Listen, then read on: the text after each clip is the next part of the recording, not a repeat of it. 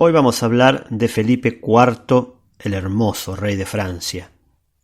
No debemos confundirlo con Felipe el Hermoso de España.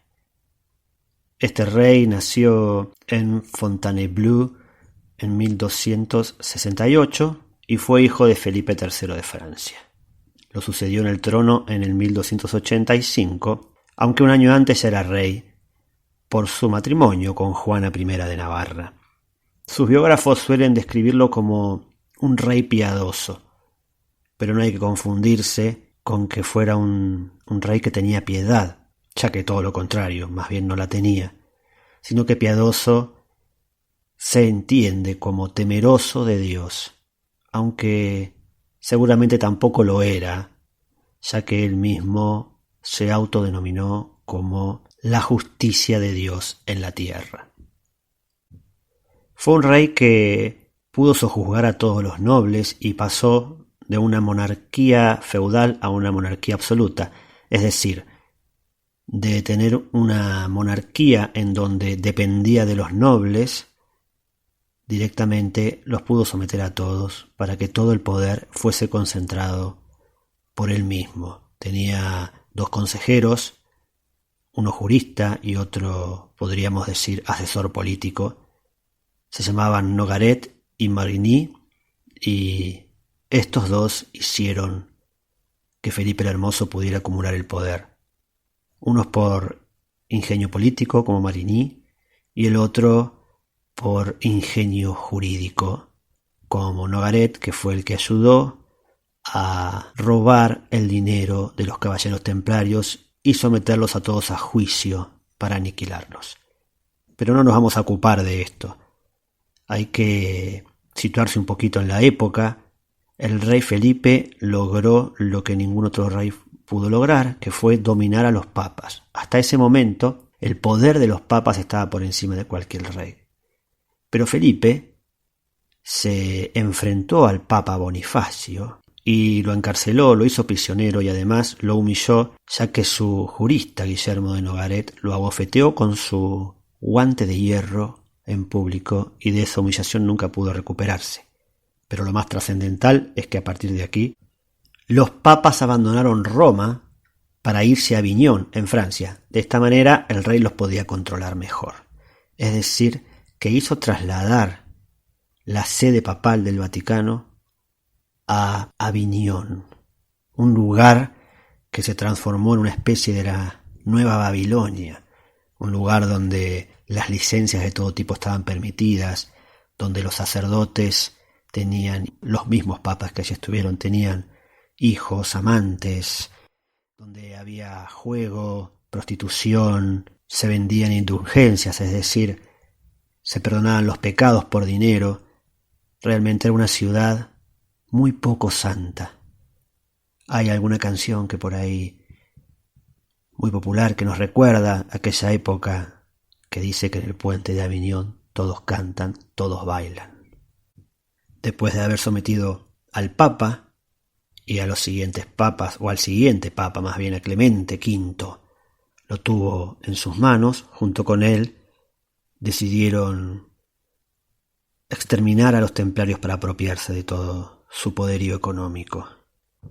Pero no nos vamos a ocupar de eso ahora, sino del escándalo de la Torre de Nesle, que fue algo muy importante que ocurrió en su reinado, porque la Torre de Nesle era una torre en donde las princesas se juntaban a divertirse con algunos guardias reales. ¿Y quiénes eran estas princesas? No eran las hijas del rey, sino las nueras del rey. El rey tenía 3 hijos, Luis, Juan y Carlos. A Luis le van a llamar el obstinado, a Felipe lo van a llamar el bueno o el largo, y a Carlos el hermoso, aunque cuentan que su madre le decía el ganso. Lo cierto es que estas 3 princesas se iban a la torre, donde algunos escuderos iban a pasar el rato con ellas. Parece que Juana era la que hacía de Celestina, mientras que Margarita y Blanca, las otras princesas, se entretenían con las delicias del amor. Lo cierto es que las princesas fueron descubiertas y el castigo fue terrible. Para los dos escuderos fue la pena de muerte, se los desolló en vida, previa tortura. Se le cortaron los genitales y se los colgó por los brazos para escarmiento de todo el mundo. A las princesas se les cortó el pelo, lo cual era una gran humillación, y se las paseó en una jaula por París. Las princesas fueron recluidas en diferentes lugares y de esta manera el rey no se estaba dando cuenta que estaba sellando su destino, porque acababa de dejar sin descendencia a sus hijos. Claro, él no sabía que pronto iba a morir. En este contexto sucedió lo de los templarios, que fueron masacrados, y cuando el gran maestre Jacques de Molay estaba siendo incinerado, maldijo al rey y a su descendencia, también al papa y a Nogaret. Y el rey, muy poco tiempo después de un derrame cerebral, en un día de caza va a morir. Y su hijo, Luis, al que le decían el obstinado, consiguió el trono. Esto quería decir que Margarita, que estaba prisionera, era la reina de Francia. El gran dilema que tenía Luis era cómo iba a deshacerse de esa mujer que lo había humillado. Quería una esposa nueva. Así que su primera medida de gobierno fue buscar esposa. Y allí mandó a sus asesores en búsqueda de alguien que pudiera reemplazar a Margarita. Pero el problema era que el papa también había muerto y no había quien anulase el matrimonio. Así que Luis mandó a uno de sus parientes, Roberto de Artois, a que se hiciera cargo del asunto, y así fue que la reina de Francia, Margarita de Borgoña, fue asesinada. Finalmente Luis consiguió casarse con una princesa llamada Clemencia, y al poco tiempo fue envenenado. Así que su hermano Felipe vino a ocupar el trono vacante. Ahora bien, Felipe estaba casado con Juana. Juana era la única de las princesas que no había cometido adulterio. Recordemos que había sido la Celestina. Así que Felipe la perdonó y Juana pasó a ser la nueva reina de Francia. Pero el reinado de Felipe, a quien le decían el bueno, Felipe V, el largo también le decían, ya que era alto, no duró mucho, porque en una de las campañas el rey bebió de un pozo contaminado y no pudo sobrevivir a la enfermedad que esto le causó. Así que Margarita había sido eliminada, Clemencia había quedado viuda y ahora Juana también era viuda. Y el nuevo rey pasó a ser Carlos el Hermoso. Carlos no tuvo tampoco suerte en el reinado, ya que al poco tiempo también va a morir de una gripe. Y la que había sido su esposa, Blanca, a la que él amaba profundamente, nunca llegó a ser reina debido a que la cárcel y la humillación la llevaron a la locura. Así fue que, con una medida que quiso ser disciplinaria, el rey Felipe el Hermoso terminó con su descendencia.